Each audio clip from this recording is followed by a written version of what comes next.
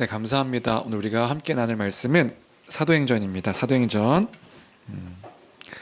9장 19절로 31절까지 함께 보도록 하겠습니다. 오늘 다시 사도행전으로 돌아와서 9장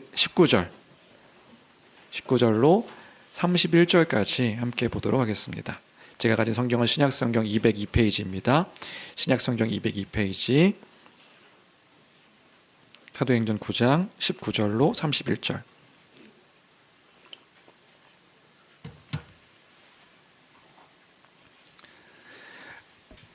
다 찾으신 줄 알고 한 목소리로 함께 읽겠습니다. 함께 읽습니다. 시작. 음식을 먹음에 강건하여 지니라. 사울이 다메섹에 있는 제자들과 함께 며칠 있을새 즉시로 각 회당에서 예수가 하나님의 아들이심을 전파하니 듣는 사람이 다 놀라 말하되 이 사람이 예루살렘에서 이 이름을 부르는 사람을 멸하던 자가 아니냐. 여기 온 것도 그들을 결박하여 대제사장들에게 끌어가고자 함이 아니하더라. 사울은 힘을 더 얻어 예수를 그리스도라 증언하여 다메섹에 사는 유대인들을 당혹하게 하니라. 여러 날이 지남에 유대인들이 사울 죽이기를 공모하더니 그 계교가 사울에게 알려지니라. 그들이 그를 죽이려고 밤낮으로 성문을 지키거늘 그의 제자들이 밤에 사울을 광주리에 담아 성벽에서 달아내리니라. 사울이 예루살렘에 가서 제자들을 사귀고자 하나 다 두려워하여 그가 믿지 아니하니 바나바가 데리고 가서 그가 길에서 어떻게 주를 보았는지와 주께서 그에게 말씀하신 일과 다메섹에서 그가 어떻게 예수의 이름으로 담대히 말하였는지를 전하니라. 사울이 제자들과 함께 있어 예루살렘에 출입하며 또 주 예수의 이름으로 담대히 말하고 헬라파 유대인들과 함께 말하며 변론하니 그 사람들이 죽이려고 힘쓰거늘 형제들이 알고 가이사랴로 데리고 내려가서 다소로 보내니라. 그리하여 온 유대와 갈릴리와 사마리아 교회가 평안하여 든든히 서가고 주를 경험과 성령의 위로로 진행하여 수가 더 많아지니라. 아멘, 아멘. 오늘부터 우리는 다시 전에 나눴던 사도행전으로 돌아와서 사도행전 말씀을 통하여 함께 은혜를 나누려고 합니다. 한 달 전에 나눴던 사도행전 이야기를 기억하실까요? 9장 전반부의 이야기를 마지막으로 나눴던 것으로 기억하는데요. 그때 내용은 사울이 예수님을 만났던 다메섹의 길에서의 그 이야기가 우리가 나눴던 한 달 전의 이야기였던 것 같습니다. 예수 믿는 사람들을 잡아서 죽이겠다고 그 대제사장에게 공문을 받아서 기세등등하게 그 다메섹으로 가는 길에서 부활하신 예수님을 만났던 장면이 사도행전 9장 전반부의 이야기였었지요. 밝은 빛을 비추는 그 하늘의 영광을 가지신 예수 그리스도를 이 사울이 바울의 이름을 쓰기 전 사울이 만나게 되었던 것입니다. 예수를 보고 그 빛 때문에 눈이 멀게 되고 그 멀게 되어지는 그때에 엎드려지는 그때에 하늘에서 소리가 들리는 거죠. 사울아 사울아 네가 나를 왜 박해하느냐. 나는 네가 박해하는 예수라. 이렇게 말씀하신 예수님의 음성을 사울이 듣게 되었던 것입니다. 이렇게 예수님께서 말씀하셨던 것들을 통해서 우리가 지난번에 그런 이야기 했던 것이 기억납니다. 먼저는 이런 이야기를 나눴었는데 예수 믿는 사람들을 박해하는 것, 그 박해하는 일이 예수님을 박해했던 일이었다. 이것들을 우리가 함께 먼저 생각했던 기억이 있습니다. 그래서 그때 이런 이야기를 나눴었죠.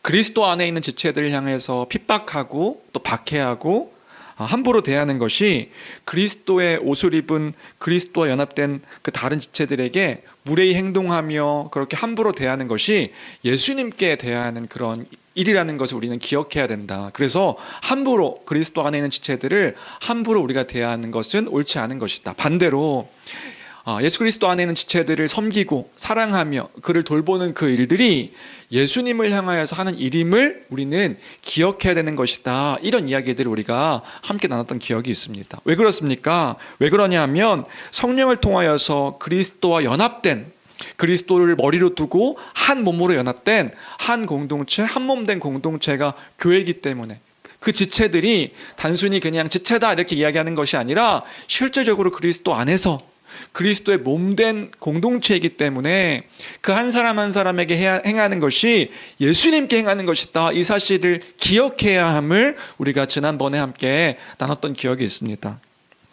그래서 우리는요, 다른 교회 안에 있는 지체들을 대할 때 함부로 대할 수 없는 것이란 말이에요. 겸손하게 사랑으로 섬기는 태도를 보여야 되는 것이란 말입니다. 왜요? 왜냐하면 그리스도의 몸이기 때문에 그런 것입니다. 그래서 예수님을 섬기듯 예수님을 대하듯 우리가 다른 지체들을 겸손하게 섬겨야 되는 것이다. 주 안에 사랑하는 성도 여러분, 이 사실을 놓치지 않고 잊지 아니함으로 서로 사랑하는 교회, 예수님을 기억하며 사랑하는 교회가 되기를 주님의 이름으로 간절히 축원합니다. 그런 교회가 되어야 된다. 그것이 지난번에 나눴던 첫 번째 이야기였던 것 같고요. 두 번째는 이런 이야기를 함께 나눴습니다. 사울이 예수님을 만났던 그 사건이 단순히 우리도 체험해야 하는 그런 신앙의 사건이 아니라는 것, 우리가 그것도 또한 지난번에 함께 나눴던 것 같습니다. 이렇게 이해해서도 안 된다는 거죠. 우리는요, 때로는 이 사울이 예수님을 만난 체험을 근거로 해서 우리도 예수님을 만나야 된다, 우리도 기도함으로 그 예수님을 경험해야 된다라고 하는 그런 체험 신앙을 강조하는 경우들이 우리에게 왕왕 있는 것 같습니다.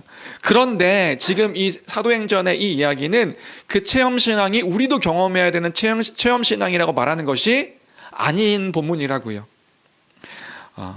사울이 부활하신 예수님을 만난 것은 모든 신앙인들이 보편적으로 경험해야 되는 그 경험의 내용이 아닌 것입니다. 왜냐하면 이 사건은 사울이 이방인의 사도로서 부르심을 받은 그 사울이 예수님으로부터 사명을 받는 그 사명의 장면이기 때문에 그런 것이란 말이지요. 사울의 독특한 경험이었습니다. 사울에게 있는 독특한 경험. 그래서 이 사건 때문에, 이 사울이 부활하신 예수님을 만난 이 사건 때문에 우리가 그 사도 바울의 글, 사도 바울이 쓴 서신서, 그 신약 성경의 13권의 그 글을 사도 바울이 썼거든요. 사울이요. 그것을 하나님 말씀으로 받고 그가 전한 복음의 메시지를 구원의 진리로 받을 수 있는 것이다. 다시요, 우리가 어떻게 바울이 쓴 글을 하나님 말씀으로 받을 수 있습니까? 그 바울이요, 예수 그리스도를 믿음으로 의롭다함을 얻는 것이다. 로마서, 갈라디아서, 그 서신서 곳곳에서 그 얘기를 하고 있잖아요. 하나님 백성됨은, 우리가 구원을 받는 것은 믿음으로 의롭다함을 얻음으로 이 일들이 일어난 것이다. 이걸 우리가 어떻게 그리스도의 그 진리의 복음으로 받을 수 있는 것이냐 말이지요. 그가 그리스도의 사도로서 쓴 글이기 때문에 그런 것이고요. 그 사도로서의 사명을 받는 장면이 바로 이 사도행전 9장에서 부활하신 예수님을 만난 장면과 아나니아를 통하여서 그 사명을 받는 일들을 통해 사울이 누구인가, 사울의 그 사도성에 대한 이야기들을 이제 담고 있는 게 그 9장 전반부의 내용인 것이다. 그래서 우리가요, 이 사도성 때문에 사도 바울의 글들을 연구하고 묵상하고 그 말씀을 그리스도의 말씀으로 받아 살아갈 수 있는 것이지요. 십자가 복음, 너무나 중요한 복음이다. 왜요? 사도가 전한, 그리스도가 그 이방인의 사도로서 보냄받은 사도가 전한 글이기 때문에. 주 안에 사랑하는 성도 여러분, 그 사도의 전한 그 복음을 잘 믿는 교회여야 된다. 가볍게 여겨서는 안 되고 주님의 말씀으로 우리가 잘 받을 수 있는 것이다. 이런 이야기들을 우리가 전반부 사도행전 내용을 통하여서 함께 이야기 나눴습니다. 그리고 오늘은 그 뒷이야기, 후반부의 이야기, 아나니아를 통해서 눈이 회복되고 기력이 회복된 뒤에 이야기가 기록되어 있는 것이 오늘 본문의 내용인데 19절 후반절부터 31절까지 하나하나 살펴보도록 하겠습니다. 네, 19절 후반절부터 이런 내용이지요. 예수님을 만난 일로 인해서 눈이 멀고 자기가 박해하던 그 예수님을, 부활하신 예수님을 실제적으로 만난 일들로 식음을 전폐하던, 먹지도 못하며 그렇게 금식하던 그 사울이 아나니아를 통해서 사명을 부여받고 눈이 회복된 다음에 음식을 먹으며 기력이 회복되어졌다. 그게 이제 19절 전반부의 내용이었고요. 그 후의 이야기들이 기록되어져 있습니다.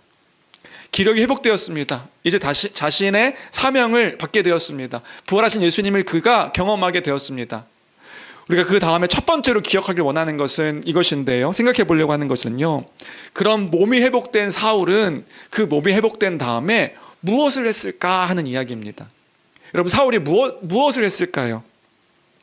오늘 본문을 보면 뭔가 사건이 이제 긴박하게 이제 전개되어지는 것처럼 보이게 됩니다. 19절 후반절과 20절에 이렇게 기록되어져 있는 거죠. 우리 19절 후반절과 20절 우리 같이 함께 읽어볼까요? 성경을 보더라도 여기 19절까지 이렇게 있고 동그라미가 있고 19절이 중간으로 끊어져 있죠. 사울이 여기서부터 19절, 20절 우리 같이 함께 읽어볼까요? 19절 후반절과 20절입니다. 함께 읽습니다. 시작. 사울이 다메섹에 있는 제자들과 함께 있으니 즉시로 20절에 보니까 즉시로 이렇게 되어 있어서 뭔가 급하게 사울이 일을 진행하는 것처럼 보이게 됩니다. 뭐예요? 몸이 회복된 다음에 제자들과 며칠 함께 있다가 즉시로 회당에 나가서 그 회당에서 유대인들에게 예수는 하나님의 아들이십니다 전파하는 그 사울의 모습을 우리가 상상할 수 있는 거죠. 뭔가 마음에 불이 붙어가지고 막 이제 급작스럽게 회심한 사람의 그런 어떤 표징들이 있지 않습니까? 마음에 막 불이 붙어서 막 사울이 회당에 들어가 복음을 외쳐 부르는, 예수가 하나님의 아들이십니다 막 이렇게 외쳐 부르는, 우리가 그런 상상들, 사울의 그런 어떤 이미지들을 우리가 상상할 수 있을 것 같고요. 그리고 예수님을 믿는 사람, 이제 예수님을 만난 사람이라고 한다면 당연히 이런 모습을 보여야 되는 것이 아닌가 우리가 생각할 수 있을 것 같아요. 그런데 우리가 한번 생각해 볼까요? 뭘 생각하길 원하냐면, 사울은요 며칠 전까지 유대의 그 율법밖에 몰랐던 그런 사람이었습니다. 예수님에 대해서도 알지 못했고요. 그가 알고 있는 거라고는 구약 성경밖에 알지 못했던 사람이었습니다. 예수가 누구인지, 그가 전한 그 복음의 내용은 무엇인지 아무것도 알지 못했던 그 사람이 언제 하나님 나라의 복음을 알게 되고 십자가의 의미를 알게 되고 구약에 약속되었던 그 예언이 예수 그리스도로 말미암아 성취되었다는 것, 그것을요 이 사울이 어떻게 그 짧은 시간에 알게 되었겠느냐는 말이에요. 그래서 우리는요 막연하게 상상합니다. 무슨 상상을 하냐면, 사울이 예수님 만났으니까 초자연적인 어떤 계시를 받아서 그의 지식이 체험적으로 막 정리되었던 것 아닐까? 뭔가 우리가 막 그 하나님께서 막 그때마다 음성을 주셔서 막 뭐 점치는 사람이 귀신 만나면 막 이렇게 흔들잖아요. 요즘 그 예능 보니까 점쟁이들이 나와가지고 막 요즘 그런 예능도 많던데, 사울도 하나님께서 막 계시로 뭔가 막 알려주셔서 그때마다 사울이 이 복음에 대한 내용들을 정리했던 것이 아닐까. 우린 그런 상상을 하는 경우들이 있단 말이죠. 한방신앙 같은 거예요. 한 방에 뭔가 받아서 이 사울의 모든 그 복음에 대한 지식들이 정리되었던 것 아닐까. 우리는 그렇게 사울을 예수님 버금가는 신비한 인물로 상상하는 그런 일들이 은연중에 있는 것 같아요. 그래서 어제 제가 설교를 준비하면서 투썸 플레이스 가가지고 설교를 준비하고 있는데, 옆에 어떤 한 무리의 기독교 그 교회 친구들인 것 같아요. 지체들이 앉아가지고 그런 이야기를 하는 거예요. 야, 바울 얘기를 하는 거죠. 바울 설교 준비하고 있는데 바울 얘기를 하는 거예요. 야, 바울은 진짜 엄청난 사람인 것 같아. 이야, 바울은 진짜 우리가 범접할 수 없는 그런 사람인 것 같아. 바울은 어떻게 그런 사람을 살았을까? 뭔가 예수님 다음으로 신비하게, 뭔가 대단한 사람처럼 바울을 이렇게 생각하며 교제하는 것을 들었는데, 우리도 바울에 대해서 그렇게 생각하는 경향들이 있단 말이죠. 그래서 그 복음에 대한 진리도 이 바울은 그냥 쫙 하고 펼쳐지면서 깨달아 알았을 거라고 상상하는 거예요. 그런데 그렇게 된다면 뭔가 사도 바울만 불공평합니다. 그러니까 이게 12사도도 좀 억울할 것 같아요. 12명의 사도들도 예수님에 대한 복음의 그 진리를 알기 위해서 수년 동안 예수님을 따라다니며 엉터리 방터리 같은 일들을 이제 경험하며 보고 듣고, 십자가 못 박히실 때 다 도망갔다가 부활하신 예수님 만나서 성령을 받아 예수님에 대한 내용들이 정리되어진 시간들이 오래 걸렸는데, 사도 바울만 유일하게 뭔가 지식과 그 지혜가 팍 하고 초자연적인 계시로 주어졌다고 한다면 그 뭔가 불공평한 것 아닌가 하는 생각이 들 수 있는 거란 말이지요. 그런데 말하고 싶은 건 뭐냐 하면요, 그렇지 않았다. 그게 아니었단 말입니다. 사울에게도요, 자신이 박해하던 예수가 하나님의 아들이며 하나님의 나라의 일들을 성취하기 위해 그 십자가 대속적 죽음과 부활의 그 일들이 있었음을, 그 복음을 정리할 시간이 필요했던 것이란 말이지요. 그래서 사울이 가장 먼저 한 일은 무엇인가? 회당에 나가서 하나님의 아들이십니다 전한 일을 먼저 한 것이 아니라, 사울이 가장 먼저 한 것은 제자들과 함께 하면서 그 예수 그리스도의 복음에 대한 내용들을 듣고 정리하며 그 복음에 대한 내용들을 이제 아는 시간들이 필요했던 것이란 말이지요. 그래서 우리 19절 후반절 보면 이런 말씀이 있습니다. 19절 후반절 같이 함께 다시 한번 읽어볼까요? 함께 읽겠습니다. 함께 읽습니다. 시작. 사울이 다메섹에 있는, 네, 사울이 먼저 한 일은 뭐냐면요, 제자들과 함께 있으면서 그 예수 그리스도가 누구이신가, 그가 전한 복음과 그가 누구이신가를 먼저 듣고 아는 시간들이 필요했던 것이란 말이죠. 그리고 그것으로 끝났는가, 며칠의 어떤 그 가르침으로 끝났는가, 단기 속성으로 끝났는가, 그게 아니었다. 그래서 우리가 함께 전에 나눴던 갈라디아서를 보면 갈라디아서에 이런 내용이 있는 거예요. 갈라디아 교회 성도들에게 자신의 사도성을 변증하면서 자신이 어떻게 복음에 대해서 확증하게 되었는지를 설명하는 구절이 있는데, 우리 갈라디아서 1장 13절부터 17절까지 우리 같이 함께 읽어볼까요? 함께 PPT를 보면서 함께 쭉 그 사울의 어떤 그 일들을 기억하며 갈라디아서 1장 13절 이제 이해가 됩니다. 함께 읽도록 하겠습니다. 함께 읽습니다. 시작. 내가 이전에 유대교회에 있을 때에 행한 일을 너희가 들었거니와 하나님의 교회를 심히 박해하여 멸하고, 내가 내 동족 중 여러 영갑자보다 유대교를 지나치게 믿어 내 조상의 전통에 대하여 더욱 열심히 있었으나, 그러나 내 어머니의 태로부터 나를 택정하시고 그의 은혜로 나를 부르신 이가 그의 아들을 이방에 전하기 위하여 그를 내 속에 나타내시기를 기뻐하셨을 때에 내가 곧 혈육과 의논하지 아니하고 또 나보다 먼저 사도된 자들을 만나려고 예루살렘에 가지 아니하고 아라비아로 갔다가 다시 다메섹으로 돌아갔노라. 예, 아라비아로 갔다가 다시 다메섹으로 돌아왔던, 그러니까 19절 후반절부터 20절까지 사이에 무슨 일을 했는지에 대해서 갈라디아서에서 이야기해 주고 있는 거예요. 그래서 신학자들은 이 사이에 사울이 그 복음에 대해 제자들과 함께 그 복음을 정리하는 시간들이 있었고, 그 복음에 대한 내용들을 묵상하며, 물론 그때 이 아라비아에 갔었어도 그 복음에 대한 내용들을 전하며 하는 일들을 하지 않았던 건 아니지만, 그 복음이 무엇인지, 자기가 믿고 있는 것이 어떤 것이었는지를 긴 시간을 통하여서 이렇게 정리하는 시간이 있었다고 그렇게 이야기하고 있습니다. 그러니까 뭘 얘기하고 싶냐면, 사울은요 결국 그 예수를 만난 것으로 하나님 나라의 일들과 십자가의 복음을 다 이해한 것이 아닌 것이란 말이에요. 그런 사람은 없습니다.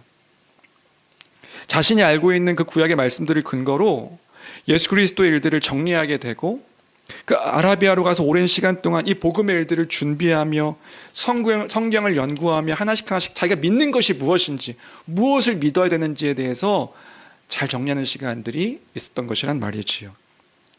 오늘 이 말씀을 통하여서 우리가 첫 번째로 기억하기를 원하는 것은 이것입니다. 뭐냐면요, 자신이 믿고 있는 것을 바르게 정리하며 그 믿음의 내용을 분명하게 하는 것은 너무나도 중요하다는 사실들을 잊지 않는 교회가 되기를 간절히 빌고 원합니다. 이것을 기억해야 되는 우리여야 하는 것이다. 여러분, 음식이 설익으면 우리 몸에 얼마나 위험한 일인지 모릅니다. 탈이 나기도 하고요, 건강에 나쁜 영향을 주기도 하는 거죠. 마찬가지로 우리는 복음을 바르게 아는 것을 너무나도 가볍게 여기는 경향들이 있는 것 같아요. 그렇지 않은 거라고요. 단순히 체험적인 어떤 신앙을 믿음의 전부인 것 마냥 그렇게 생각하고 계속해서 체험을 강조하며 그 체험적인 것만을 추구하는 그 신앙의 모습들을 바라볼 때 이건 참 위험한 일이구나 하는 생각들을 하게 됩니다. 그런 게 아닌 거란 말입니다. 내 영혼과 내 삶에 나쁜 영향을 끼치게 되는 것이지요. 우리가 무엇을 해야 되는가? 우리가 신앙생활을 한다고 하는데, 믿음의 여정을 살아간다고 하는데 우리가 무엇을 해야 되는가? 우리를 여러 흔들림 속에서도 지켜낼 수 있는, 그래서 요동치 않게 할 수 있는 그 복음의 분명함이 우리에게 있는가? 예, 있단 말이지요. 우리에게는 진리가 있는 것입니다. 그 체험보다도 더 중요한 진리의 말씀이 우리에게 분명하게 주어져 있습니다. 예수 그리스도를 통해서 우리에게 보여주신 분명한 진리가 있기에 우리가 이 말씀을 하나하나 우리의 삶 가운데 믿음의 내용으로 잘 정리해야 되는 것이란 말입니다. 그런데 우리가 그 진리를 우리의 삶 가운데 하나하나 정리하고 그것으로 생각하고 그 안에서 행동하며 그것으로 자신과 교회를 지켜가는 것이 얼마나 분명하게 생각하며 그것으로 우리 믿음을 지켜가는 노력들을 하고 있는지 이 아침에 다시금 돌아보는 우리의 삶의 모습이 되었으면 좋겠습니다. 다시요, 우리가요 복음을 믿는다고 하면서 그 복음을 믿는다고 하는 그 내용을 얼마나 우리의 믿음의 그 내용들로 잘 정리하고 있는지요. 그 믿는다고 하는 내용이 그냥 그 사실을 아는 것만으로 끝나는 것이 아닙니다. 지난번에 설교 때 그런 얘기했지요. 지금 우리가 살아가고 있는 시대에는 그냥 머릿속으로 아는 것, 이걸 아는 것으로만 머물려고 할 때가 많다고요.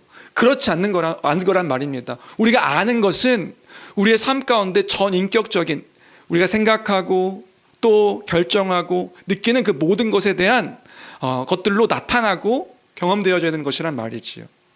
삶으로 나타나는 것입니다. 그때에 우리가 요동치 아니하며 흔들리지 않을 수 있는 것이지요. 우리 삶의 전 영역 가운데 그 믿음을 근거로 살아내는 그 훈련과 노력들이 필요한 것이다. 우리가 얼마나 그 믿음에 대한 내용들을 굳건하게 생각하며 가져가고 있는가. 이것이 결코 가벼운 것이 아님을 기억하는 오늘의 아침 되기를 주님의 이름으로 간절히 축원합니다. 그래서 바울 사도가 에베소 교회 성도들에게 전했던 이 메시지를 첫 번째로 여러분들과 다시 한번 나누고 싶은데요.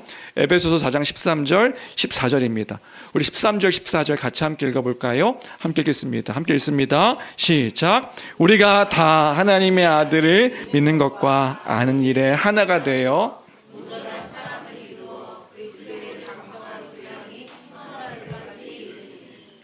이는 우리가 이제부터 어린아이가 되지 아니하여 사람의 속임수와 감사한 유혹에 빠져 온갖 교훈의 풍조에 밀려, 무슨 말이 되시죠? 하나님의 아들을 믿는 것과 아는 것에 하나가 되는 것, 그 믿는 것과 아는 일을 통하여서 그리스도의 장성한 분량까지 충만한 데 이르는 것, 이것이 우리가 가져가야 되는 모습인 거고요. 그럴 때에 우리가 여러 가지 사람의 속임수와 간사한 유혹과 온갖 교훈의 풍조에 밀려 요동하지 않게 되니 주 안의 사랑하는 성도 여러분, 복음으로 가득하여서 그 믿고 있는 것을 따라 살아가고 살아내는, 그것으로 인하여서 우리가 기쁨을 놓치지 아니하는 교회가 되기를 주님의 이름으로 간절히 축원합니다. 이것이 오늘 첫 번째로 아침에 나누고 싶었던 내용이고요. 다시금 돌아가자, 복음으로. 다시금 기억하자, 복음을. 그럼 우리가 이런 교회가 되었으면 좋겠습니다. 두 번째로 계속해서 살펴보고 싶은 건 20절인데요. 20절 같이 함께 읽겠습니다. 20절 함께 읽습니다. 시작. 즉시로 각 회당에서 예수가 하나님의 아들이심을 전파하니. 그렇게 복음이 믿는 내용들을 분명히 정리한 후에 다메섹으로 돌아와서 한 일이 뭐냐 하면 즉시로 회당에 들어가서 이제 그리스도 예수가 하나님의 아들이심을 전파하는 일들이 있었던 것이지요. 자신이 믿게 된 그 복음의 내용들을 전한 것입니다. 근데 얼마나 담대하고 분명하게 전했던지 사람들이 다 놀라게 되었다. 그게 21절의 내용입니다. 21절 또 읽겠습니다. 함께 읽습니다. 시작. 듣는 사람이 다 놀라 말하되 이 사람이 예루살렘에서 이 이름을 부르는 사람을 멸하려던 자가 아니냐. 여기 온 것도 그들을 결박하여 대제사장들에게 끌어가고자 함이 아니냐 하더라. 사울이요, 누군지 다 알아요. 얼마나 끔찍한 사람이었으면 이 사람이 어떤 사람인지 다 유대인들은 다 아는 거죠. 저거 얼마 전까지 예수 믿는 사람들 끌어다 잡아가지고 죽이려고 했던 그 사람이야. 여기 온 것도, 다메섹에 온 것도 대제사장들에게 공문을 받아가지고 대제사장에게 공문을 받아서 그거 예수 믿는 사람 잡으러 온 사람이야. 다 사울에 대해서 다 알고 있었단 말입니다. 얼마나 악했는지 사람들이 다 아는데 그가 예수를 전하니까, 담대하게 전하니까 그 사람들이 당황하게 되는 거죠.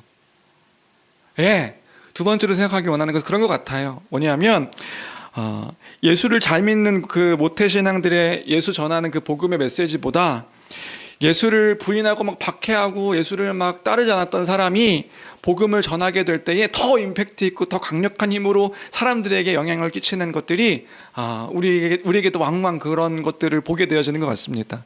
더 영향력이 크고 영향력 크게 전해지는 때가 많은 것 같다.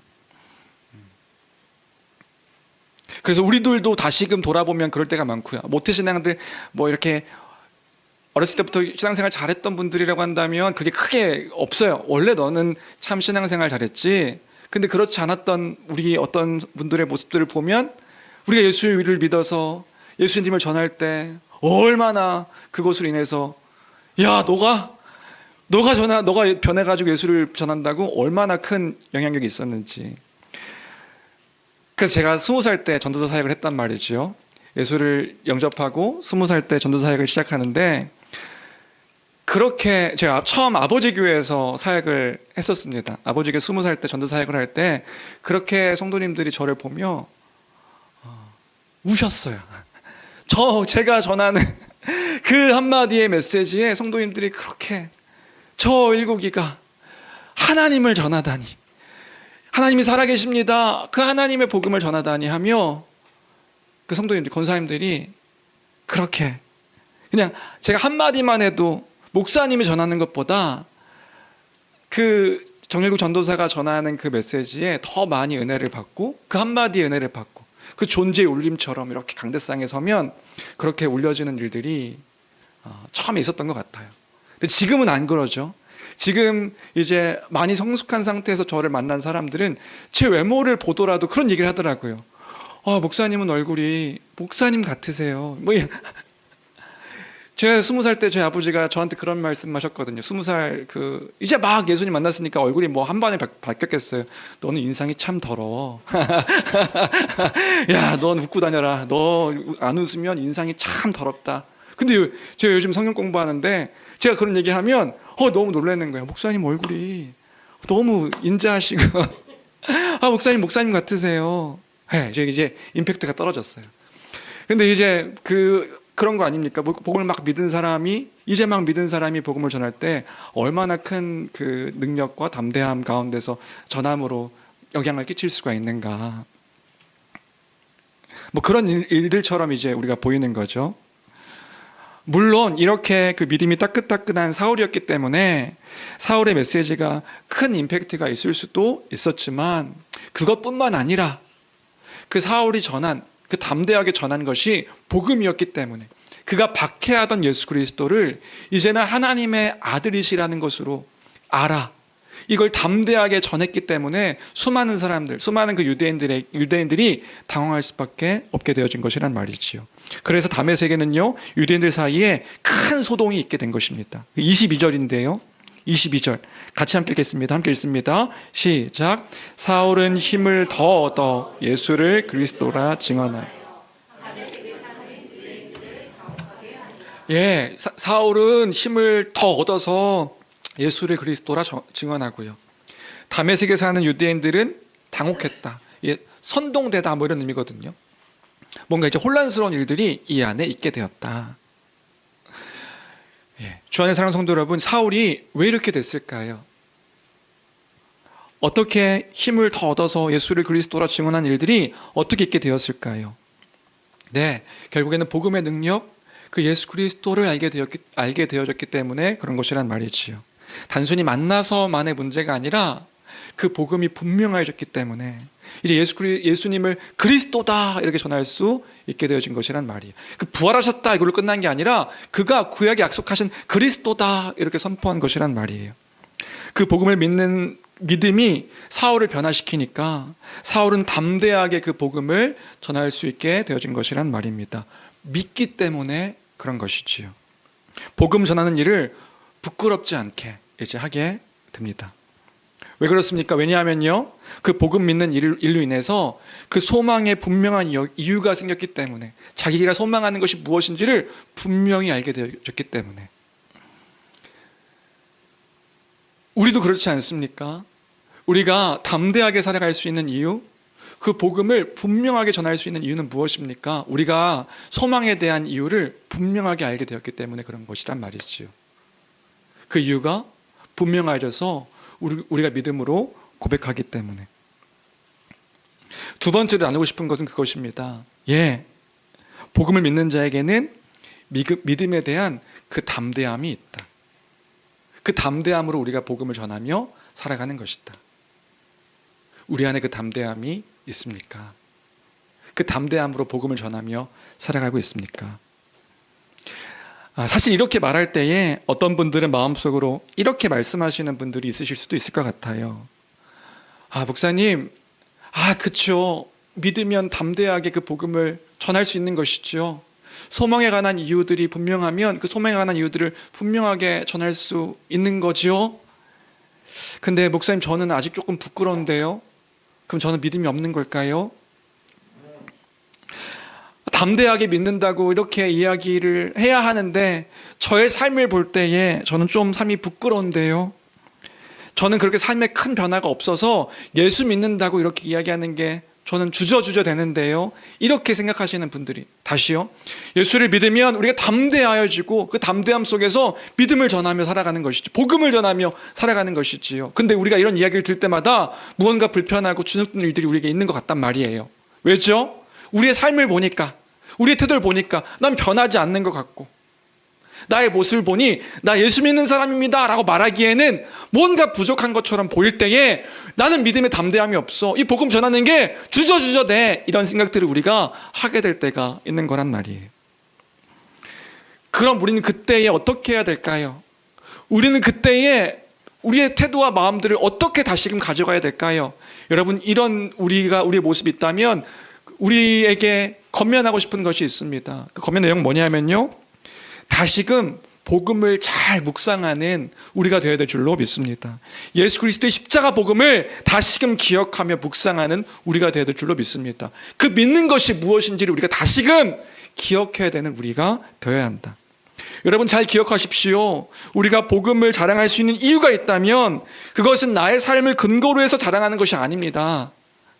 나의 삶의 모습들을 자랑하는 것이 아니라고요. 예수 그리스도의 복음을 자랑하는 것입니다. 그 복음이요, 내가 무엇을 믿고 있는지 다 잘 돌아봐야 되는 거란 말이에요. 때론 내가 자랑하지 못하는 것은요, 내가 부족하고 내가 연약하고 내가 믿음대로 살지 못하기 때문에 자랑하지 못할 때가 많이 있는 거죠. 그런데요, 그 마음과 태도는 결국에 뭐냐면요, 나를 자랑하고 나를 드러내길 원하는 태도인 거예요. 내가 잘 살아야 내가 이 복음을 드러낼 수 있다고 생각하는 것은요. 여러분, 그게 아닌 거죠. 복음을 자랑한다는 것이 무엇입니까? 복음을 자랑한다는 건 그런 나를 사랑하셔서, 여전히 부족하고 연약하고 약한 나인데 복음을 자랑한다는 건 뭐냐면 그런 나를 사랑하시는 주님이시다. 그런 나를 사랑하셔서 자신의 생명으로 언약을 맺으시고 독생자들 예수 그리스도 십자가를 그리스도를 대신 십자가에 못 박혀 죽이심으로 그 사랑을 지키시며 그 사랑을 베푸셔서 그 사랑을 보이신 그 하나님의 아들을 믿는 믿음으로 우리 안에 우리가 살아갈 수 있고, 그것을 자랑하는 것이 복음을 자랑하는 우리의 태도와 모습인 것이란 말이에요. 물론 그 복음을 따라 살아가는 삶의 모습, 우리의 삶의 모습이 완전하고 완벽한 모습이면 너무나도 좋지요. 그런 모습으로 우리가 날마다 살아가는 여정 중에 우리가 있는 것이지요. 그런데 우리의 삶을 자랑하는 것이 아니란 말입니다. 우리가 자랑하는 것은 뭐냐면 그런 나를 살리신, 그럼에도 불구하고 나를 놓지 아니하시는, 그런 가운데 예수 그리스도의 십자가로 보이신 하나님의 사랑이 얼마나 큰 것인가, 얼마나 놀라운 것인가, 그래서 내가 살아가는 이유와 목적과 소망이 무엇인지를, 그 소망에 대한 내용들을 자랑하는 게 우리가 복음을 자랑하는 자랑의 내용인 것이란 말이에요. 그것으로 인하여 우리가 담대할 수 있는 것이란 말입니다. 그래, 난 여전히 부족하지. 그런데 이런 나를 사랑하시는 하나님이 계시다고. 우리의 자랑은 그래서요, 예수 그리스도의 십자가인 것입니다. 십자가 죽으심을 통하여 우리를 얼마나 사랑하시는지를 다 보여주셨으니 십자가 사랑, 십자가를 통하여 하나님의 사랑이 무엇인지를 다 얘기하셨습니다. 십자가를 보십시오. 그 사랑을 자랑하는 것이니 우리가 그 복음을 온전히 자랑할 수 있는 그 안에 내가 있습니다. 그 안에서 나도 여전히 깎여가고 다듬어지는 과정 중에 있지만 그 안에서 내가 믿음으로 살아가고 있습니다. 그 예수 그리스도의 십자가 복음을 자랑하는, 그 담대하게 자랑하는 그 복음 가운데 그 복음을 선포하는 교회가 되길 주님의 이름으로 간절히 축원합니다. 그래서 갈라디아서 6장 14절에 사도 바울이 이렇게 선포하는 것을 볼 수 있는데요, 우리 함께 읽어볼까요? 함께 읽겠습니다. 시작. 그러나 내게는 우리 주 예수 그리스도의 십자가 외에 결코 자랑할 것이 없으니 그리스도로 말미암아 세상이 나를 대하여 십자가에 못 박히고 내가 또한 세상에 대하여 그러하니라. 예, 내가 자랑할 것은 뭐밖에 없다고요? 예, 예수 그리스도의 십자가밖에 없다. 바울은 자기를 자랑하지 않았습니다. 예수 그리스도의 십자가를 자랑한 거죠. 우리가 사람들에게 자랑하기를 좋아합니다. 그래서요, 내게 가장 귀한 것을 자랑하죠. 어떤 사람은 자기 아이를 자랑하기도 하고요. 우리 아이가 자기가 산 명품 옷을 막 자랑하기도 합니다. 이거 은연중에 딱 다른 사람들 보이는데 딱 나가지고 자랑하지 않는 것처럼 딱 자랑하는 모습들을 보일 때가 있지요. 왜 그럴까요? 왜냐하면 이게 좋으니까요. 이게 귀하니까요. 우리에게 가장 귀한 것은 무엇입니까? 예, 우리에게는 예수 그리스도의 십자가 복음이 가장 귀함이라. 다른 모든 것을 배설물로 여기고 예수 그리스도를 아는 지식이 내게 가장 고상함이라. 이 믿음의 고백이 우리의 고백임을 기억할 때에 그리스도를 담대하게 자랑하는, 거기에 하나님의 사랑이 가장 크심을 온전하게 고백하는 우리의 담대함의 그 믿음의 모습 되기를 주님의 이름으로 간절히 축원합니다. 그런 모습이어야겠다. 두 번째로 나누고 싶었던 거고요. 세 번째로, 그랬더니 23절 보니까 사울이요 이제 핍박을 당하기 시작하는 거죠. 23절 같이 함께 읽어볼까요? 함께 읽겠습니다. 시작. 여러 날이 지남에, 네, 이렇게 계속해서 사울이 전하니까 그게 이제 임팩트가 막 커진 거죠. 다메섹에 있던 유대인들이 막 흔들렸던 것 같아요. 담대하게 예수를 계속 전하니까 이제는요, 유대인들이 사울을 죽이려고 합니다. 저 배신자를 죽여야겠다. 그래서 이제 죽이려고 하는 거죠. 여기서도 우리가 생각해 보고 싶은 것은 세 번째 뭐냐면요, 예, 복음을 바르게 믿고 전할 때 박해가 분명하게 존재하는 것이다. 이 사실들을 우리가 놓지 않았으면 좋겠습니다. 그것들을 이상히 여기지 말아야 되는 것이다. 다시요, 예수 그리스도의 복음을 믿고 그 믿음을 따라 전할 때 우리가 때로는 핍박도 받고 조롱도 받고 박해를 받게 되어질 때 우리가 그것을 이상히 여기면 안 되는 것이라는 걸 우리가 잘 또 기억했으면 좋겠습니다. 우리는 이따금씩 오해할 때가 있다고요. 그 오해할 때가 뭐냐면 예수 믿는 사람들, 세상 사람들이 다 좋아할 것이다, 이렇게 오해하는 경향이 있습니다. 물론 그럴 수 있죠. 예수 믿는 사람들이요, 다른 사람들보다 더 선한 태도를 보이고 뭔가 이렇게 다른 사람들을 섬기는 모습들을 보이면 세상 사람들이 예수 믿는 사람들을 좋아할 수 있습니다. 성도들이요, 세상에서 막 살지 않을 거 아니에요. 사랑하는 모습을 보이고 더 배려하는 모습을 보이고 섬기는 모습을 보이고 바르게 살아가려고 할 때, 하나님의 영광을 위해서 성실하게 살아가는 세상 속에서의 모습을 보일 때 세상 가운데 빛을 보이기 때문에 사람들이 좋아하는 일들이 있다고요. 그럴 수 있습니다. 그런데 우리가 이런 것들 안에서 예수 믿는 사람들이 세상 가운데서 다 칭찬받고 사랑받을 거라고, 계속해서 그렇게 사랑받을 거라고 오해하고 착각하는 경향이 우리에게 있는 것 같아요. 당황하는 거죠. 내가 이렇게 말씀대로 살았는데 저 사람들이 왜 나를 박해하지? 핍박하지? 오해하지? 나 예수 믿는 것 때문에 더 열심히 살고 있는데 나 이렇게 열심히 살고 있는 걸 왜 더 사람들이 싫어하지? 예, 사랑받고 또 인정받는 것은 어떤 면에서 서로가 부딪히지 않을 때 사람들은 단편적으로 성도들의 성실함을 보고 좋아할 수 있게 되는 거죠. 그런데요, 신앙이라는 게 뭐냐면요, 신념과 신념이기 때문에 신념과 신념이 뭔가 부딪히게 되 맞닿아지게 되면 이제 핍박과 그 박해의 일들이 있을 수 있는 거란 말이에요.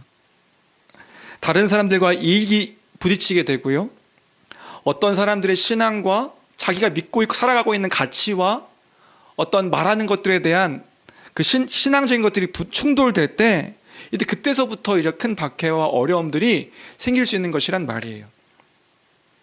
여러 가지 예를 이제 들고 싶은데, 그 여러 가지 예를 들면 우리가 하나하나, 성도들이 많지 않아 가지고 하나하나 다 걸리더라고요. 그래서 여기 X 쳐놨습니다. 쭉 썼다가 X.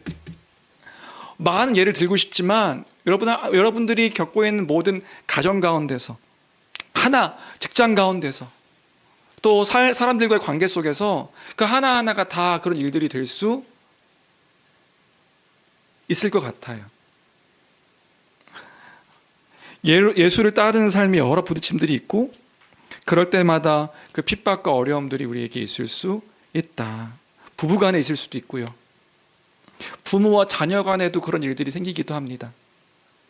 직장에서 믿음을 따르려고 할 때 오는 어려움들, 그 친구와의 관계 속에서, 그 학교에서의 수업 가운데서도 그 예수를 따른다는 그 신념, 그 믿음으로 이야기하고 행동하고 또 어떤 것들을 보일 때마다, 말할 때마다 여러 가지 어려움들이, 수많은 그 주위에 있는 사람들로 인해서 어려움들이 우리에게 있을 수 있는 것이란 말입니다. 조롱도 있고요, 무시도 있고요.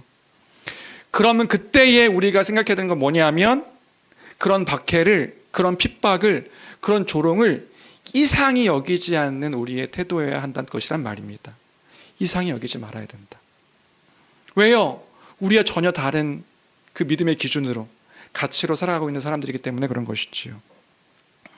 물론 그때에 우리가 또 생각해야 되는 것이 있습니다. 뭘 생각해야 되냐면, 우리가 받는 박해와 어려움이 진짜 예수를 믿는 것 때문에 받는 박해인가, 이런 것도 한번 고민해 봐야 될 것 같아요. 어떤 분들은 내가 무슨 어려움을 겪으면 나는 예수 믿는 것 때문에 이렇게 어려움을, 근데 때로는 그렇지 않은 경우들도 되게 많이 있더라고요. 그러니까 내가 예수님을 믿고 따르는 것 때문에 받는 박해인가, 내가 지금 엉터리 방터리여서 지금 이런 일들을 겪고 있는 건가, 이건 우리가 잘 분별할 필요가 있는 것 같습니다.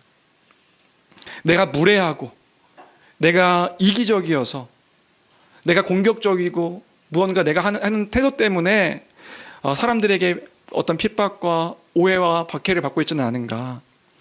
여러분, 예수 믿는 사람들이 더 독하고 더 악하고 그렇게 우리가 행동해서 어떤 사람들에게 박해를 받는 경우가 있다고 한다면, 그건 우리의 책임입니다. 나의 책임입니다. 나의 책임.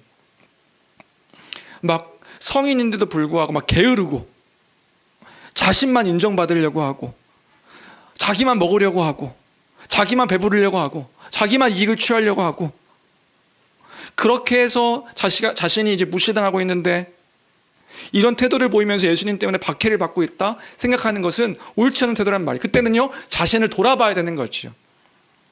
그런데 그게 아니라 예수 그리스도의 십자가 복음을 전하고, 그 복음을 전함 가운데서 내가 여전히 주의 말씀과 뜻을 따라서 살아가고 있는데, 최선을 다해서 그 말씀을 거하면서 살아가고 있는데, 그때에 예수 믿는 것으로 인하여 내가 박해를 받고 있다, 내가 핍박을 받고 있다, 내가 조롱을 받고 있다, 그것을요 우리는요 그때에 이상한 일로 여기지 않는 그 마음과 태도가 우리에게 중요한 것이란 말입니다.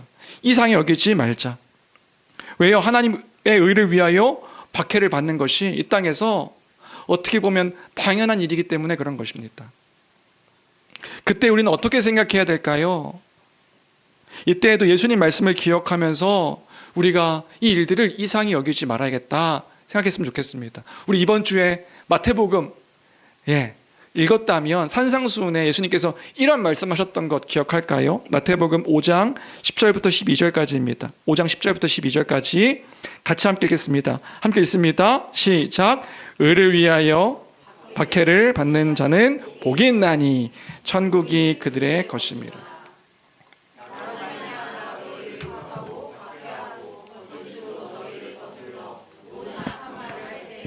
너희에게 복이 있나니 기뻐하고 즐거워하라. 하늘에서 너희의 상이 큼이라. 너희 전에 있던 선지자들도 이같이 박해하였느니라. 그래서 우리의 태도는 뭐냐? 이상히 여기지 말자. 그럴 수 있구나. 당연한 것이구나. 그럼에도 불구하고 우리의 태도는 주의 말씀을 따라 순종하여 그 복음의 기쁜 소식을 전하고 그 전함 가운데 겸손한 섬김으로 다른 이들을 섬기며 사랑의 태도를 놓지 아니하는 교회 성도들의 그 태도와 모습, 그 모습을 가져가며 그 모습 가운데 거할 수 있는 우리 교회의 모든 지체들, 모든 성도들의 모습 되기를 주님의 이름으로 간절히 축원합니다. 다시요, 이상히 여기지 말자. 그때에도 우리가 보여야 될 태도는 그리스도를 따른 섬김의 모습이며 사랑의 모습임을 놓치지 말아야겠습니다. 왜 그렇습니까? 이것이 주님의 뜻이기 때문에 그렇습니다. 이 땅 가운데서 하나님 나라를 알지 못하는 이들에게 하나님 나라가 무엇인지를 전하며 드러내는 우리의 삶의 태도와 모습이기 때문에 순종이, 주의 말씀 가운데 순종하는 것이 가장 아름다운 것이구나, 하나님 보시기에 복된 것이구나, 하나님 때문에 내가 착한 사람이어서가 아니라, 내가 완전한 사람이어서가 아니라 우리 주님 때문에, 이게 주님의 뜻이니까 그 뜻 가운데 거하여 그 사랑을 온전히 드러낼 수 있는, 이상히 여기지 말고 다른 사람들의 어떤 태도에 우리의 행동을 바꾸지 말고 주의 뜻 가운데 거하여 그 사랑을 온전히 드러낼 수 있는 교회가 되어야 될 줄로 믿습니다. 이게 세 번째로 나누고 싶었던 내용이고요. 네 번째는 26절입니다. 26절 말씀 같이 함께 읽어보겠습니다. 함께 읽습니다. 시작. 사울이 예루살렘에 가서 제자들을 사귀고자 하나 다 두려워하여 그가 제자됨을. 네, 그래서 핍박을 받은 사울이 도망친 것 같아요. 어디로 도망쳤냐면 예루살렘으로 도망을 쳤습니다. 다메섹에 있다가 이제 원래 본 고향인 예루살렘으로 돌아온 거죠. 예루살렘에 가면 사도들도 있고 믿음을 지키고 있는 성도들도 있으니까 그리로 가면 괜찮을 것이다 하고 사울이 갔는데 웬걸 어떤 반응이 보여져요? 근데 거기에 있던 제자들의 마음은 달랐던 것 같아요. 온도차가 달랐던 거죠. 왜요? 얼마 전까지 우리를 박해하고 핍박하고 죽였던 그 사울이 예루살렘으로 돌아왔으니 PTSD 뭐죠? 외상후 스트레스? 사울을 보면 겁나는 거예요. 트라우마 같은 거죠. 사울 얼마나, 그 다메섹에 있는 유대인들도 그 사울이 누군지 알았고요. 극악무도하게 아주 그 예수 믿는 자들을 박해했던, 핍박했던, 자기도 고백하잖아요. 내가 얼마나 사람들을 박해했는데 그 사람이니까 예루살렘에 있던 교회들이요, 이제 나 예수님 믿어요라고 하는 말을 믿지 못했던 것이란 말이죠. 그가 제자됨을 믿지 아니하니. 사울은 자신도 교회로서 하나 되길 원했는데 예루살렘에 있던 교회 성도들은 그런 사울을 믿을 수 없었다. 그런데 그때 예루살렘 교회에 사울을 증명해 준 사람이 있었으니 그 사람이 누구냐? 그 사람이 바나바였다 얘기하는 겁니다. 아무도 사울을 만나려고 하지 않는 거예요. 왜요? 이 사람이 진짜 믿는 사람인지, 또 잡아가지고 감옥에 가둬서 죽이려고 하는 사람인지 모르니까 아무도 믿지 못할 때 바나바가 그 교회 안에 나서서 이 사울을 증명해 줬다. 이게 27절의 내용인데요. 27절 같이 함께 읽어볼까요? 함께 읽겠습니다. 시작. 바나바가 데리고 사도들에게 가서 그가 길에서 어떻게 주를 보았는지와 주께서 그에게 말씀하신 일과 다메섹에서 그가 어떻게 예수의 이름으로 담대히 말하였는지를 전하니라. 예, 무엇을 보여주고 있는 건가요? 교회 안에 이제 사울을 교회 안에서 살리고 있는 그 바나바의 모습을 보여주고 있는 거예요. 누구에게 들었는지 모르지만 이 바나바가 교회 안에 가서 이 사울이 어떻게 예수님 만났는지, 그리고 예수님께서 이 사울에게 맡기신 사명이 무엇인지, 그리고 다메섹에서 얼마나 담대하게 예수를 전했는지를 이 사람들에게 알려주는 역할을 이 바나바가 한 거죠. 바나바, 여러분 기억하실까요? 사도행전 4장을 보니까 이 바나바가 위로의 아들이라 그 사도들의 발 앞에 자신의 재산을 팔아서 교회 안에 있는 가난한 자와 굶주린 자들을 도왔던 사람이 바나바였는데, 그때는 자신의 물질을 통해서 그 굶주린 사람들, 배고픔으로 죽어가는 사람들을 도왔던 사람이 바나바였는데, 이제는요, 형제를 변호함으로 다른 지체를 살리고 있는 또 한 사람의 성도로서 이 바나바를 성경은 보여주고 있는 것입니다. 이때 우리가 네 번째로 기억해야 되는 것은 무엇일까? 우리가 이 대목을 생각할 때 잊지 말아야 되는 것은 무엇일까? 우리는요, 형제와 자매를 죽이는 자가 아니라 살리는 자들임을 우리가 놓지 않았으면 좋겠습니다. 우리는 살리는 자들입니다. 다른 사람들을 대하고 다른 사람들에게 무언가 사람들을 이야기하고 또 다른 사람들과 이야기 나눌 때에 죽이는 자가 아니라 살리는 자다. 사람들은요, 다른 사람의 옛 모습들을 들춰서 그 모습으로 사람들을 평가하고 뭔가 이렇게 바라보려고 하는 태도들이 있죠. 그럴 수밖에 없습니다. 어떤 면에서는요. 우리가 직접적으로 대하고 보았던 실제적인 모습이 있으니까요. 사울도 그랬다고요. 얼마나 위험한 사람입니까? 상상해보면 막 정말 믿는 사람들 끌어다가 잡아서 옥에 가두고 때리고 죽이고 했던 사람이 사울이니까 얼마나 큰 그 공포의 사람이었음을 기억했겠습니까? 그런데 그럼에도 불구하고 교회가 가져야 될 태도는 뭐냐 하면 우리가 옛사람의 모습을 바라보는 것이 아니라 현재 그가 고백하고 말하고 있는 그 신앙의 그 태도들을 우리가 바라보고 믿어주는 것, 그것이 바로 교회의 태도이구나, 바른 모습이구나, 우리가 잊지 않아야 될 줄로 믿습니다. 우리 태도를 바꿔야 되는 거라고요. 여러분, 우리 생각을 바꿔야 되는 것입니다. 어떻게 해요? 주님의 마음으로 그 다른 지체들을, 그 믿음의 고백들을 바라보는 것, 믿어주는 것, 이것이요 우리에겐 필요한 것이란 말이지요. 복음을 통해서 주께서 우리에게 말씀하신 계명도 그러하고요, 우리가 십계명을 통해서도 나눴던 이야기가 있습니다. 그게 뭐냐면요, 성도는요 기억하십시오. 거짓을 증언하는 사람이 아니고요, 우리가 말하는 그 말들을요 거짓말로 행하는 사람이 아니다. 내가 나의 말을, 나의 어떤 신앙의 고백을 거짓으로 말하는 사람이 아니어야 된다. 진실하게 주님의 뜻 가운데서 그 주님의 뜻으로 말하는 사람이 되어야 된다. 그리고 다른 사람은, 다른 지체는 그 성도가 말한, 성도라고 한다면 그 성도가 말한 것을 믿어주는 것, 그것이요 교회가 가져야 될 바른 태도요 모습인 것이란 말입니다. 또 속이는 일이 있을 수도 있죠. 그런데 신자는 그럼에도 불구하고 보여야 될 태도는 뭐냐면 믿어주는 것입니다. 거짓말을 해야 된다가 아니라 그럼에도 불구하고 그가 말하는 것을 믿어주는 것.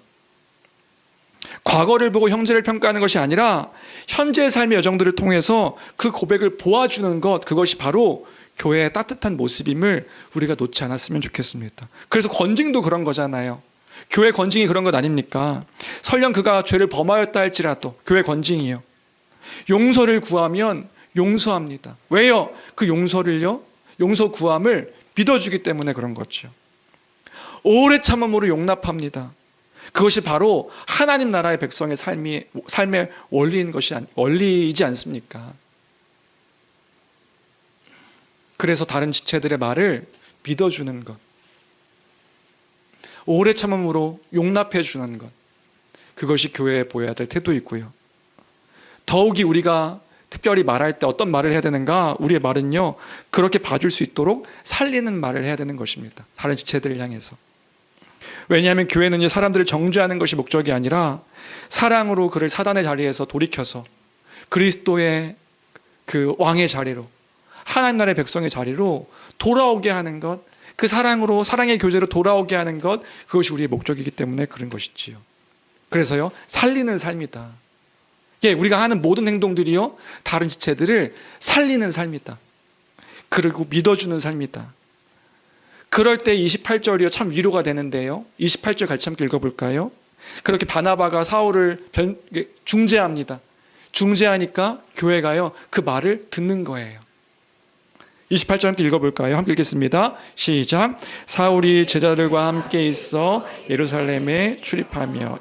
어떻게 되는 거예요? 사울이요 제자들과 함께 있는 거예요.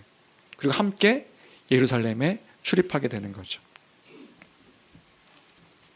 사울을 홀로 내버려 둔 것이 아니라 함께 있어서 함께 출입하며 그를 교회의 지체로 받아주었다. 짧은 문장이지만 이 안에 온 성도가 함께 그 사울을 받아주는 모습이 있음을 볼 때에 주 안에 사랑하는 성도 여러분, 그 교회의 따뜻함이 잊혀지지 않는 교회가 되었으면 좋겠습니다. 따뜻한 말과 행동이 우리에게 여전히 남아 있었으면 좋겠습니다. 아니, 남아 있는 것이 아니라 그것이 우리의 태도와 모습이 되어야 될 줄로 믿습니다. 우리는요, 성도들을 살리는 사람들입니까? 성도들을 죽이는 사람들입니까? 아니, 우리 하니까 교회 생각하게 되네요. 나는요, 다른 지체들을 살리고 있습니까? 다른 사람을 죽이고 있습니까? 다른 사람들을 비방하며 의심하고 있습니까? 그리스도 안에서 그럼에도 불구하고 지체로 인하여, 지체됨을 인하여 믿어주고 섬기며 사랑하고 있습니까? 여러분, 사람들을 살리는 말로, 살리는 태도로 사랑의 모습을 잊지 않는 그 따뜻한 교회, 나 한 사람 한 사람이 되어야 될 줄로 믿습니다. 마지막입니다. 마지막은 29절부터 30절까지, 31절까지인데요. 사울이 그렇게 예루살렘에 들어가서 이제 제자들과 함께 예루살렘에 들어갔을 때 그가 뭘 했냐면 헬라파 유대인들의 그 회당에 들어가서 복음을 전했다는 내용이, 그래서 또 핍박을 받고 저걸 또 죽여야겠다라고 이야기 들었다는 내용이 29절 30절의 이야기인 거죠. 어디 들어갔다고요? 헬라파 유대인의 회당이요. 그런데 기억하실까요? 헬라파 유대인 회당이 어디입니까? 예루살렘에 있는 헬라파 유대인 회당이 어딘지 여러분 기억하실까요? 거기는요, 8장을 생각하면 스데반 집사가 헬라파 유대인들에게 복음을 전하다가 돌에 맞아서 순교했던 곳이 헬라파 유대인 회당이에요. 바울은요, 헬라어도 잘하고 히브리어도 잘하기 때문에 유대인 회당에 들어갈 수도 있는데, 얘가 지금 사울이 지금 들어간 곳이 어디냐면 헬라파 유대인들의 그 회당에 들어가서 복음을 전하고 있는 모습을 볼 수 있는 거란 말이지요. 그가 스데반을 죽였던 그 자리에 그 사람들에게 이제 그가 들어가서 한 일은 뭐냐면 그들에게 찾아가 복음을 전하고 죽임을 당하려고 하는 그 일들을 이제 사울이 감당하게 되는 거예요. 이 말씀을 이제 묵상하는데 너무나 큰 감동적인 이야기로 들렸습니다. 자신이 죽임에 동참했던 그 스데반의 순교 현장에 들어가서 그가 다시 들어가 복음을 전한다. 이게 얼마나 감동적인 이야기가 아닐 수 있겠냐 말이지요. 그러니까 스데반의 죽음이요, 결코 의미 있는 일이 아니었던 거예요. 스데반의 죽음으로 흩어지게 되고 핍박이 있게 되고 사울이 핍박하는 그 가운데 다메섹으로 가게 되어서 예수 그리스도를 만나서 그가 이제 예수님을 전하는 그 일들로 구원의 일들이 확 이렇게 펼쳐지게 되었으니 스데반의 죽음이 결코 의미 없는 죽음이었다고 말할 수 없는 것이지요. 그때 그 당시에 돌에 맞아서 순교를 당해서 그 스데반의 죽음은 성도들에게 의미 없는 죽음처럼 보였을 것이란 말이에요. 모든 사람들이 슬퍼하고 애통해하며 그가 집사인데 교회 안에서 가장 영향력 있던 사람 중에 또 한 사람이었는데 그의 죽음이었단 말입니다. 그런데 우리가 기억할 것은 뭐냐면요, 하나님은 그 일을 사용하셔서 사마리아에도 복음이 전파되게 하시고 사울과 같은 악인에게도 복음이 전파되게 하셨으니, 그리고 이 모든 일들을 통해서 뭘 이야기하고 있는 거예요? 31절 보니까 그리하여 온 유대와 갈릴리와 사마리아 교회가 평안하여 든든히 서가고 주를 경외함과 성령의 위로로 진행하여 수가 더 많아지니라. 구원의 역사들을 하나님께서 이뤄가고 계심을 이 사도행전은 보여주고 있는 것이란 말이지요. 우리가 뭘 기억할 수 있습니까? 하나님의 일에는요, 어떤 것도 헛된 일이 없는 것이다. 우리가 때론 의미 없는 삶과 인생의 여정들이라고 보여질지라도요, 그런 결과라고 느껴진다 할지라도요, 하나님께서는 여전히 그 일들을 사용하셔서 그 성도들의 삶을 통하여 구원의 일들을 진행하며 구원의 역사들을 이뤄가시니 우리가 이 사실들을 바라보며 하나님의 일하심을 바라보는 교회가 되어야 되는 것이란 말입니다. 하나님이 일하고 계시다. 하나님의 역사 가운데 우리가 함께하고 있는 것이다.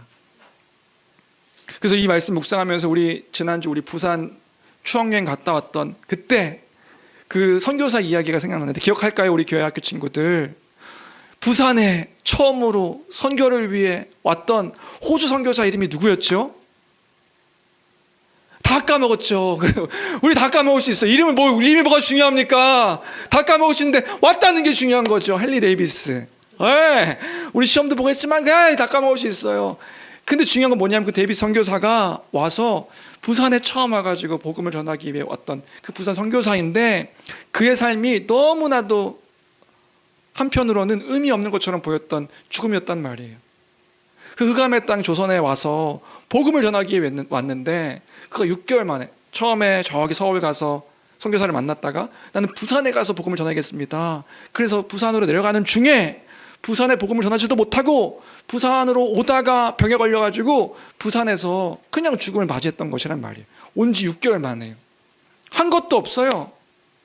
복음을 전하는 사람도 없어요. 그냥 가다가 병 걸려서 그가 처음으로 이 조선에 올 때 얼마나 큰 뜨거움과 열정과 그 감동으로 여기 왔겠냐는 말이에요. 근데 한 게 아무것도 없어요. 6개월 만에 그가 맞이한 건 그냥 젊은 나이에 죽은 거. 그가 그 오랜 호주에서 오랜 시간 동안 배를 타며 올 때 어떤 마음으로 왔을까요? 이 복음을 전하면 저 조선 땅에 있는 사람들이 산다. 이 복음만 전하면 예수 그리스도로 말미암아 저들이 살 수 있다. 그 빛이 이 땅 가운데 전해질 것이다. 라고 왔는데 그가 한 일이라고는 아무것도 없이 6개월 만에 그냥 병 걸려가지고 시름시름 앓다가 부산 땅에 도착하여 죽은 것? 그거 하나밖에 없는데. 그럼 그 선교가 무슨 의미가 있었느냐 말이에요. 우리 애들 말로 개죽음. 밖에 보이지 않는 그런 죽음이었던 거죠. 그런데 그 한 알의 밀알이 땅에 떨어져서 죽은 것으로 인하여서 호주에서 선교사들이 다시금 파송되어지고 그 호주에서 파송되어진 선교사들을 통하여 교회가 세워지고 이 땅 가운데 그 부산 지역에 교회가 세워지는 일들이 있는 것을 우리가 보게 되었을 때에 하나님의 구원의 역사가 이 그 한 사람의 죽음을 통하여서 그 의미 없는 죽음 같은 그 죽음을 통하여서 하나님의 일하심이 있구나. 우리는 이제서야 비로소 보게 될 수 있는 것이란 말이지요. 여러분, 하나님의 일하심은 결코 가볍지 않습니다. 하나님의 일하심은 신실함 가운데 행하는 일하심입니다. 우리가 이 성경을 통하여서 그것을 목도할 수 있는 것이란 말이지요. 초라한 삶입니까? 아무 의미 없어 보이는 한날의 우리의 모습입니까? 우리가 계획되어지는 일들과 또 이루어지는 일들이 너무나도 아무것도 아닌 것처럼 보입니까? 결코 그렇지 않습니다. 결코 그런 것이 아닙니다. 하나님의 은혜의 삶 가운데 주어진 한날의 삶 가운데서 주님을 의지하며 그 구원의 일들을 놓지 아니하며 구원의 역사를 이뤄가신 하나님을 신실하게 바라보며 살아갈 수 있는, 그래서 여전히 그 말씀 가운데 거하여 주를 사랑하고 그 사랑 가운데 다른 지체들을 섬기며 아름다운 그 부르심의 덕을 선포하며 놓지 아니하는, 왜요? 하나님께서 여전히 우리의 삶 가운데 개입하시고 일하시기 때문에 그런 것이지요. 그래서 잊지 아니하는 교회, 한 사람 한 사람의 신앙이 여정되기를 주님의 이름으로 간절히 축원합니다. 말씀을 정리합니다. 네, 오늘 여러 가지 이야기들을 했는데요, 말씀을 깊이 기억하십시오. 그래서 여전히 말씀을 놓지 않고 깊이 기억하는 우리가 되어야겠습니다. 체험으로 무언가를 우리의 삶을 규정하려 하지 마시고 말씀을 놓지 않고 그 말씀 안에서 생각하고 그 말씀으로 행동하고 그 말씀으로 삶을 바라보며 하나님의 구원의 일들을 놓지 아니하는 우리가 되어야 될 줄로 믿습니다. 담대한 믿음입니다. 우리의 어떠함 때문이 아니라 예수 그리스도로 말미암아 담대한 것입니다. 그 담대함을 놓치지 않는 우리여야겠습니다. 고난을 이상히 여기지 마십시오. 고난의 삶을 이상히 여기지 마십시오. 이상히 여기지 말고, 그럼에도 불구하고 그때에 이게 복이구나, 그럴 수 있구나, 그때에도 놓치지 말아야 되는 것은 주님을 향한 그 섬김과 사랑임을 놓치지 말아야겠습니다. 성도를 살리는 우리 입술과 말과 태도여야 함을 잊지 않았으면 좋겠습니다. 그럼에도 불구하고 믿고 섬기는 삶이다. 그게 우리의 삶이다. 마지막으로 이 모든 것들을 통해 하나님의 일하심을 바라보는 우리가 되기를 바랍니다. 한날 주어진 우리의 삶 가운데서 하나님이 맡겨주신 우리의 삶입니다. 결코 작은 일이 아니며 가벼운 것이 아닙니다. 값진 일이며 귀한 것임을 기억하여 하나님의 영광을 온전히 드러내며 선포하는 우리 삶이 되어야 될 줄로 믿습니다. 이 우리의 믿음의 고백임을 기억하며 우리 말씀 생각하며 찬양 함께 고백했으면 좋겠는데요.